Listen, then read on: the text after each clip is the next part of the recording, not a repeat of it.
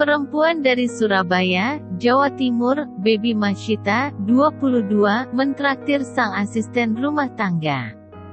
Asisten rumah tangga bernama Ulfa, 28, mengaku belum pernah makan di restoran cepat saji KFC. Kisah itu diunggah Baby di akun TikTok @babyho, Sabtu, tanggal 13 Maret tahun 2021. Baby mengajak Ulfa makan di KFC di dekat rumahnya, Sabtu, tanggal 13 Maret tahun 2021 lalu.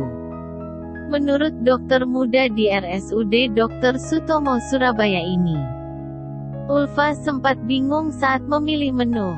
Ulfa menilai, harga makanan di KFC mahal dan pembelinya merupakan orang-orang hebat.